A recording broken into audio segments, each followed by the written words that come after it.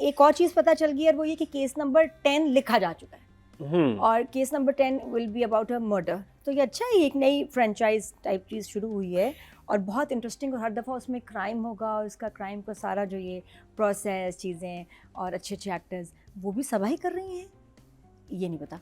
लेकिन finally case number 9 second last episode मुझे अच्छा लगा। इसमें कोई फ्लैशबैक्स नहीं थे, बहुत फास्ट पेस्ड, और जो हमने स्क्रीन इस दफ़ा देखी वो मैंने किसी ड्रामे में देखी नहीं। लग रहा था न्यूज़ शो देख रही हूँ, सवा क्या कर रही है न्यूज़ शो पे। तो बिल्कुल वो न्यूज़ शो वाली 3 विंडो, और साथ में देखिए आपके स्क्रीन पे ये जा रहा है, और ये कुछ लम्हों के नहीं थे सीन्स, पूरा एपिसोड ऐसे था। ये थर्ड लास्ट ऐसे था, सेकंड लास्ट उस पर कंक्लूड किया। Very interesting. और वो जो दोनों में आमने सामने हुई है ना जो जंग, मतलब महीनों का जो एक गुस्सा, एक फ्रस्ट्रेशन भरी हुई थी ना, दोनों ऐसे लग रहा था काट खाएंगे। अच्छा, सहर भी बहुत उससे नहीं बात कर रही थी, आहिस्ता आहिस्ता उसने बड़ी सख्ती से बात की है भाई कामरान से, कामयार कहने लगी थी तो कामरान से, और कामरान का जो गुस्सा और वो सारा मुझे लगता है बस बहुत ही अमेजिंग था। तो भड़ास निकाली उन्होंने, और इतनी ज़बरदस्त वो जो थी, क्या कहते हैं उसमें, लॉजिक की जंग। और फिर फाइनली जो किरण ने वैसे जितवाया है, आया है, क्या बात है। तो ये कहानी थी 4 औरतों की, अगर देखा जाए तो 4 औरतों की कहानी थी, उनकी स्ट्रगल्स, उनकी जंग माशरे से और अपने घर वालों से। वो सबा एक, फिर मनीषा, सहर, मनीषा, किरण, एंड देन द बीनिश, वो जो लॉयर कैरेक्टर है। तो वो हमने कमाल औरतें देखी, और हमने बहुत ख़राब आदमी भी इसमें देखे, कि जो सिर्फ कामरान एक नहीं था विलन, और भी इसमें विलन थे, जो शफीक था साथ में, और इसमें कौन से बुरे लोग थे, कम थे, लॉयर 3 तो ये हो गया, चौथा भी एक और बुरा होगा। फिर नौकरों वाला। अच्छा, कंक्लूड बहुत अच्छी तरह किया। मुझे लगा कि जो मीडिया ट्रायल है वो जीत गया। मुझे लॉयर का रिएक्शन बहुत अच्छा लगा, यार हार गए बस, यार लॉस्ट, बंद, फ़ोन बंद। तो it was very satisfying the episode, क्योंकि हम बहुत अरसे से टेंशन स्ट्रेस में थे। ये एपिसोड देखते थे, दुख होता था, तकलीफ़ होती थी कि भाई अब आगे क्या होगा। We were all feeling for Sahar कि उसकी यार कितनी तकलीफ़ से गुजर रही है। और अच्छा वाइंड अप हुआ है सीरियल का। थोड़ा आपको लगेगा प्रीची, थोड़ा कुछ उसमें था, लेकिन सब्जेक्ट आई थिंक ये समझें, शाहज़ेब के लिए सिर्फ ये एक ड्रामा नहीं था, ये कोई कमर्शियल प्रोजेक्ट नहीं है जहां हम इतने चैनल्स पे इतने ड्रामे बना रहे हैं, मसाले वाले, मस्ती वाले, रोमांस वाले। वहाँ ज़रूरत होती है कि कुछ ड्रामे आपके एक सिंपल एक किसी पर्पस के लिए, इंफॉर्मेशन, अगर डॉक्यूमेंट्री है देन बी इट डॉक्यूमेंट्री आपको लगा, लेकिन वो जो स्टैट्स उसने एंड में दिए कि कितनी औरतों के साथ ज़्यादती होती है, कितनों को इंसाफ मिलता है, वो ज़रूरी था। बिकॉज ये एक आम ड्रामा था ही नहीं, इसका purpose was to create awareness और औरतों को हिम्मत देना। पहली बार हमारी ज़िंदगी में ऐसा ड्रामा जो सिर्फ जिसमें कंप्लीट इन्फॉर्मेशन थी, और एक आपको मतलब आईना भी दिखाया गया कि सिस्टम है, रूल्स हैं, लेकिन इम्प्लीमेंट नहीं होते। But at the same time आप लड़ेंगे नहीं तो ये तो होता रहेगा, तो लड़ना है। मुझे बहुत अच्छा लगा था।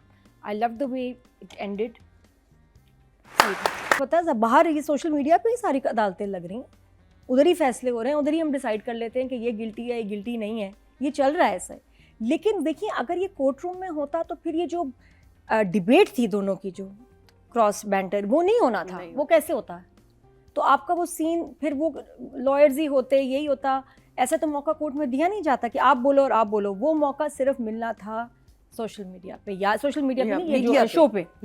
तो वो न्यूज़ शो ही होता है जिसमें एक बोलता है, दूसरा बोलता है। वो उनकी आपस में ना वो तकरार होनी बहुत ज़रूरी थी, जिसकी वजह से फिर अगर आपको लगता है टाइम मिलता, किरण एविडेंस पेश करती, नहीं, वो तो हीट ऑफ द मोमेंट पे उसने कहा कि नहीं, I need to do this. वो बहुत ज़रूरी था, और एज इट इज़ जो हुआ है ना, वो बहुत मुश्किल सीक्वेंस था, जिसमें तीनों को अपने एक्सप्रेशंस, एनर्जी सब रखना लंबा सीक्वेंस होगा, और मेंटेन करना अपने एक्सप्रेशंस, मूड, ज़रा सा भी कोई इसमें झोल नहीं आया। मुझे तो बहुत अच्छा लगा। It was different. अगर कोर्ट रूम में होता स्लो होता, ये ना होता उसकी पेस। और ये भी आई थिंक हो सकता है कि कोर्ट रूम हमने पिछले चंद एपिसोड में इतना देख लिया, लेकिन एट द सेम टाइम ये भी है ना कि आपने नूर और जो बीनिश में भी तो आप देखते हैं ना फिर, लेकिन वो नूर और बहुत हुआ। एंड में तो बस पता चला कि वो हार गया। कितने एपिसोड से यही तो है, नूर और बीनिश। और देखो उसने आके एविडेंस फाइनल दिया वहाँ, बीनिश जो है, अच्छा, और फिर एक ये भी ये लोग बात बताना चाह रहे हैं कि आजकल जो है ना केसेस या नैरेटिव जो है ना वो मीडिया पे बनते हैं, उससे भी बहुत दफ़ा केस पलट जाता है, उससे भी लोगों के जहन बन जाता है, तो केसेस की जो जजमेंट है उस तरफ आती है। ये सारा कुछ इस शो की वजह से हुआ है, तो मुझे तो सही लगा इसमें। देखिए बात ये भी है ना कि और फिर बाद में फैसला भी सुनाया है, फिर ख़त्म नहीं हो गया वहाँ। हाँ। बाद में पूरा फैसला चला वॉइस ओवर के साथ, फिर क्विक हो गया क्योंकि पेस उसने फास्ट रखी है। मुझे सिर्फ ये हो रहा था कि देखें मीडिया पे नैरेटिव बनता है। नैरेटिव तो यासिर हुसैन का जो कैरेक्टर था उसने भी बनाया ना अपना, एक शुरू में कामरान को बिठा के एक नैरेटिव बिल्ड किया। लेकिन जो मुझे एक चीज़ इंटरेस्टिंग लगी कि शाहज़ेब ने ये भी दिखाया कि हमारे यहाँ जर्नलिज्म कैसे चल रहा है। आपको इस तरह के जर्नलिस्ट भी मिलते हैं जो कि हर चीज़ को बड़ा प्रॉपर ऑथेंटिक लेके चलते हैं, और उस तरह भी मिलते हैं जो कि आपको एक व्हाट्सएप पे एक मैसेज आ गया या कहीं से एक लाइन आपको मिल गई कि आपने इस पे बात करनी है और बस आप उस पे बैठ गए और आप कह रहे नहीं ऐसे ही ऐसे, जबकि उस बात में कोई दम होता नहीं है। तो बीइंग अ जर्नलिस्ट आपकी जिम्मेदारी होती है कि आप अच्छी तरह से उसे चेक करें, चीजें करें, और स्पेशली जब आप किसी विक्टिम को बिठा रहे हैं तो आप उससे बात करें कि भाई आप कंफर्टेबल हैं, अगर आप नहीं बात करना चाहती ना करें। वो बहुत अच्छा था। शाहज़ेब ने हर जगह ना दो रुख दिखाए हैं, अच्छा लॉयर, ईमानदार लॉयर जो खड़ा रहता है आपके साथ, बुरा लॉयर जिसका कोई दीन ईमान नहीं, ठीक है ना, वो भी दिखाया आपको। अच्छा दोस्त, बुरा दोस्त, अच्छा पुलिस वाला, अच्छा पुलिस वाला, बुरा पुलिस वाला, देखो ना वो भी दिखाया। मीडिया में अच्छे लोग, बुरे लोग, सब दिखाया है। तो वो दोनों रुख जो थे ना, आप सोचो, देखा जाए तो इतनी जीनियस राइटिंग है कि हमारे तो लोगों से कोई सिचुएशन ही नहीं क्रिएटिव सोची जाती है कि हम क्या करें। यहाँ कितनी सोच नज़र आ रही है कि मेहनत हुई है, यूनिक सिचुएशंस, लाइंस, अब जुमले वो इतने प्यारे हैं जो याद रहेंगे। देखो बचपन से हम एक चीज़, मुझे एक दफ़ा का पता है, क्यों? क्योंकि मैंने फिल्मों और ड्रामा में सुना है, दफ़ा 302 है ना, बिल्कुल एक है सुनी है। ये पता है कि जी एक जो मर्डर के ऊपर ना ये दफ़ा लगती है, क्योंकि सुनते आए, उसके अलावा आपको किसी दफ़ा का पता, तुम्हें तो शायद पता हो, हमें तो कोई नहीं पता क्योंकि हमने सुना ही नहीं। मुझे बहुत से दफ़ा। हाँ, नहीं तुमने तो क्राइम शोज किए हैं। ड्रामे की वजह से 376 जो है सेक्शन, उसका पता चला कि वो रेप विक्टिम्स पे लगती है, याद रहेगा। नो मीन्स नो, उसकी ज़िंदगी उसकी मर्जी। जुमले देखें कितने पावरफुल हैं जो एक औरत की तरफ से पूरी सोसाइटी को बताए जा रहे हैं। और ये हमने ये कुछ साल पहले हम इतना ओपनली बोल भी नहीं सकते थे कि उसकी मर्जी कह सकते थे, बोला है यहाँ, उसकी ज़िंदगी उसकी मर्जी। फिर क्या कि रेप मेरा कसूर नहीं होता, किसी औरत का कसूर नहीं है, ऐसा सोचना छोड़ दें। और फिर ये कि रेप विक्टिम बाद में उसको इंसाफ मिला, और वो जब सबके पास गई तो लोगों ने उसको अप्रिशिएट किया, उसकी तारीफ़ की, उसको पार्टनर भी मिलता है, अभी भी वो लड़का उसमें इंटरेस्टेड है। तो ये भी नहीं कि ओहो इसको तो कभी शादी नहीं होगी तो इसको कोई अपनाएगा नहीं, बिल्कुल अपनाने वाले लोग होते हैं, बल्कि आपको अप्रिशिएट करेंगे। तो इंसान ठीक होना चाहिए। बहुत सारे मैसेजेस थे। मुझे तो ये लगा कि अब ये देखें कि नए और सख्त कानून तो बन गए हैं लेकिन उन पे अमल नहीं हो रहा। मुझे ये लड़ाई आपके सिस्टम से लड़नी पड़ रही है, तो उसमें उस जो विक्टिम है उसका भी पॉइंट ऑफ व्यू कितना स्ट्रॉन्ग मैसेज है। जो आईजी सिंध से बात करती है वो बहुत इंटरेस्टिंग था कि भाई मुझे ये मसाइल का सामना कर। देखो इस ड्रामे में जो ये ड्रामा है ये आम लोगों से बात कर रहा है, ये उन पावरफुल करप्ट कॉर्पोरेट या कहीं के भी लोग, कोई भी आदमी उससे बात कर रहा है कि अगर तुम कितने भी पावरफुल हो, अगर गुनाह करोगे बचोगे नहीं, उनसे बात कर रहा है। पुलिस वालों, वो भी तो देख रहे होंगे ना ड्रामा, हर एक से ये बात कर रहा है कि सुनो मैं तुमसे मुखातिब हूँ। हर एक के लिए मैसेज है, उस औरत के लिए मैसेज है जिसके साथ ज्यादती हुई है, या आगे खुदा न खास्ता कभी हो, तो ये ड्रामा याद रहेगा लड़कियों को। ये बस ये पॉकेट में जैसे आप लेके ना मैनुअल चलते हैं, डिक्शनरी, ये जहन में रहेगी बच्चियों के। और इसमें सबके लिए कि फैमिली को कैसे रिएक्ट करना चाहिए, आपके इर्द गिर्द के लोगों को, दोस्तों कैसे रिएक्ट करना चाहिए, लॉयर्स को कैसे रिएक्ट करना चाहिए, पुलिस के साथ कैसे आपका होना चाहिए। हर ये बड़ी हॉन्टिंग वाली चीज़ है जो हॉन्ट करेगी हमेशा, कि देर से किया हुआ दुरुस्त फैसला भी कमज़ोर साबित हो जाता है। अगर ऐसा कोई भी जब क्राइम होता है वक्त नहीं ज़ाया करते, वो आपके केस को कमज़ोर करेगा। तो ऐसी बहुत सारी लाइंस और डायरेक्शन की बात करें तो मुझे लगता है कि एक सीरियल जितनी मेहनत थी इस ड्रामे में, इतने शॉट्स, लोकेशन इधर उधर। अच्छा, और कहीं भी ना लेजीनेस नहीं है डायरेक्टर की, सब दिखाया है। वॉइस ओवर चल रहा है, खाली अदालत भी दिखाई, कामरान का अरेस्ट होना, पकड़ के लेके जा रहे हैं, एक एक शख्स का रिएक्शन है, इवन किरण के पेरेंट्स का रिएक्शन है, शहर के पेरेंट्स का रिएक्शन, इवन जो मुलाजिम भाग गया, मुलाजिम के लिए मुलाजिम को जो उनके साथ क्या हुआ, मुझे नहीं लगता कि कोई शख्स रह गया उस पूरे ड्रामे में कि उसका अंजाम क्या हुआ। इवन ड्राइवर, उसको भी सजा मिली क्योंकि उसने घुमा तो रहा था ना, हाँ उसने छुपाया था। तो कोई चीज़ ना ठहरी नहीं, और आखिर में अच्छा दोनों पामाल में भी और इसमें भी सबा का ना वो मैसेज है एंड में, जो उसका मोनोलॉग है विद अ मैसेज। अजीब बात नहीं है कि एक हफ्ते में सबा के 2 सीरियल्स एंड होते हैं और सेम तरह एंड होते हैं। तो खैर बस इसलिए मुझे बहुत अच्छा लगा जो स्टैटिस्टिक्स एनालिटिक्स दिखाई उसने, जो नंबर्स बताए वो भी आपको याद रहेंगे, और कितना पावरफुल था वैसे आपको कोई बताए, लेकिन इस ड्रामे के एंड में जब पता चलता है आप कहते हैं यार याद रहेगा।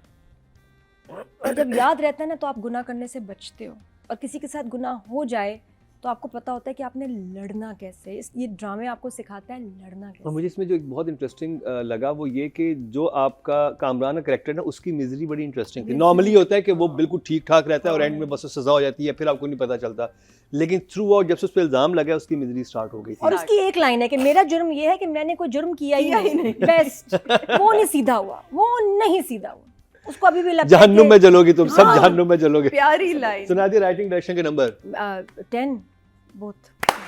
लेकिन एक चीज़ जो डिस्टर्ब कर रही है कि इसमें एक लीगल पॉइंट कुछ गड़बड़ तो नहीं हो गया? कौन सा? जैसे आपने एक टर्म सुनी होगी सब जुडिस।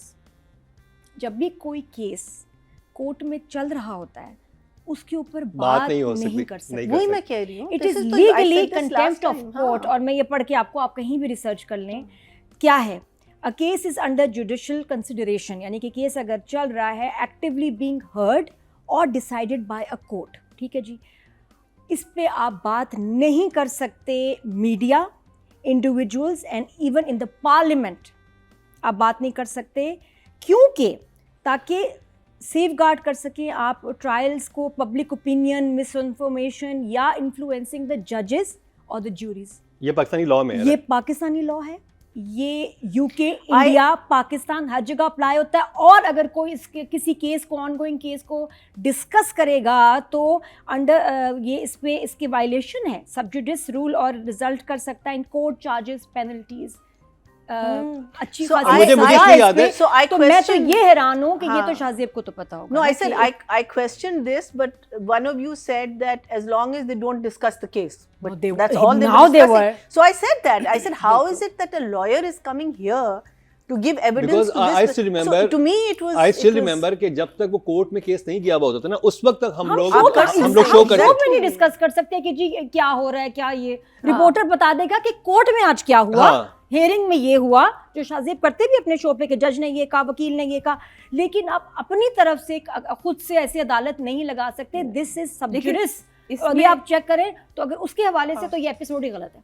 अच्छा, उस हवाले से एपिसोड गलत है, लेकिन देखिए ड्रामा पॉइंट ऑफ व्यू से टीम को अरेस्ट कर लेना चाहिए था। शाहजेब ने तो एक्चुअल सिर्फ उसका इंटरव्यू रखा था, कामरान भी No, अपनी but मर्जी से you उसके अंदर can't एंटर हुआ take it था। to that. क्योंकि मुझे इस बात का इल्म है, हम लोग हमें जब पता होता है ना कोर्ट में केस चला गया, फिर हमने इंटरव्यूज करते थे। ये खुद एपिसोड तो नहीं गड़बड़ हो गया, लेकिन बनाने वाले इतने काबिल लोग हैं कि उनसे ये गलती कैसे हो सकती है। बट दिस वाज सब जुडिस। इसका फैसला आया इस शो के बाद। ये शो ही नहीं होना चाहिए था, इस शो का होना ही इलीगल है। कामरान तुम्हें ये नहीं पता था, मुझसे मशवरा कर लेते, मैं तुम्हें ऐसे ही केस जिता देती। कामरान फैसल कुरैशी, उसको पता है, वो कहता है कामरान तो ये आके कहता कि तुम लोग जो कर रहे हो यही इलीगल है, सब जुडिस है, गड़बड़ हो जाता। कामरान तो पहले खुद यासिर के शो में जा चुका था ना।